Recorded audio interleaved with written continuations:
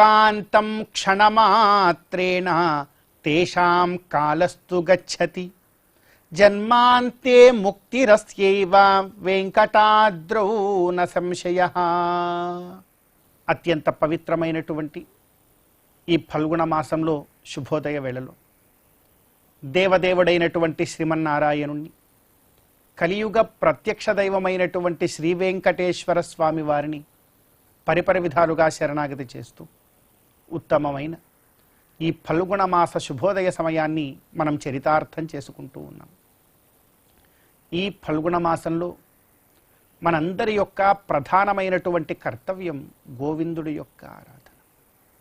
గోవిందుణ్ణి ఎంతగా మనం ఆరాధన చేస్తామో, ఎంతగా గోవిందుడి యొక్క కైంకర్యంలో మనం ఉంటామో అంత గొప్పదైనటువంటి ఫలాన్ని మరి మనందరం కూడా పొందవచ్చు. గోవిందుడి యొక్క ఆరాధన కన్నా ఈ జన్మలో గొప్ప కార్యం ఏదైనా ఉన్నదా అంటే లేదనే చెప్పాలి.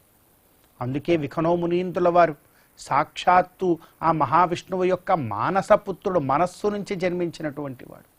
ఒక్క మాట అంటారాయన, సగుణే బ్రహ్మణి బుద్ధిం నివేశ్య పశ్చాత్ నిర్గుణమాశ్రిత్య నిత్యం మోక్షే యత్నం కుర్యాత్ అంటారు.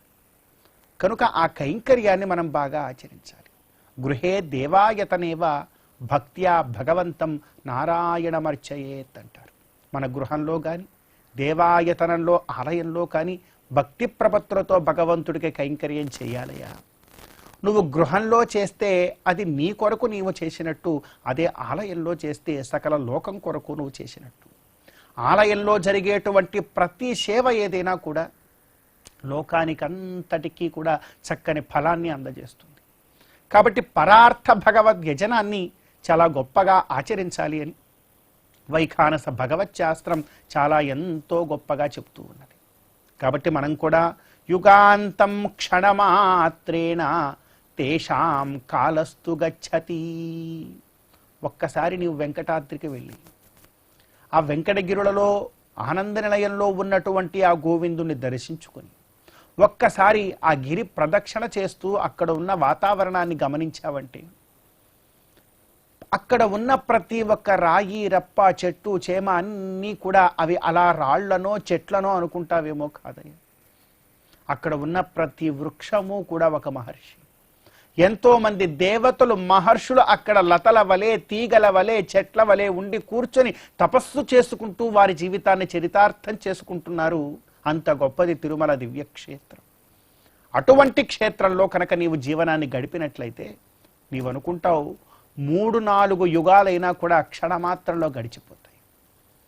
నిజానికి మన ప్రాంతంలో, మన సంసారంలో, మన బాధ్యతల మధ్య మనం జీవనం గడుపుతూ ఉంటే అదేమిటో రోజులు గడవవు, క్షణాలు నడవవు. ఎప్పుడు చూసినా క్షణానికి ఒక బాధ, ఇబ్బందులు, అది చెయ్యాలి, ఇది చెయ్యాలనేటువంటి లక్ష్యాలు, ఎన్నో రకాలైనటువంటి ఏడుపులు. అదే తిరుమలగిరికి చేరుకున్నావా, యుగాంతం క్షణమాత్రేణ తేషాం కాలస్తు గచ్చతి. క్షణమాత్రంగా నీకు సకల కాలమంతా కూడా గడిచిపోతుందయ్యా. అంతేకాదు జన్మాంతే ముక్తిరస్త్యైవ వెంకటాద్రౌ న సంశయః. జీవించినంత కాలము కూడా ఇహలోకే సుఖం భుక్త్వా, ఈ లోకంలో ఉన్నంత కాలము కూడా నువ్వు సుఖాన్ని అనుభవించి అంతిమంలో ముక్తిని కూడా పొందుతావు. అటువంటిదయా వెంకటాద్రిలో నువ్వు గడపగలిగేటువంటి క్షణాలు అంటూ ఉన్నారు. కాబట్టి మానవ జన్మ ఎత్తినటువంటి మనం కొన్ని ఘడియలైనా, కొన్ని క్షణాలైనా కూడా వెంకటాచల దివ్య క్షేత్రంలో గడపగలిగేటువంటి భాగ్యాన్ని మనందరం పొందుతూ, అటువంటి భాగ్యాన్ని పొందే అవకాశాన్ని ఇమ్మని ఆ గోవిందుణ్ణే మనసారా కోరుకుంటూ ఈ ఫల్గుణ మాస శుభోదయ సమయాన్ని మనం చరితార్థం చేసుకుందాం.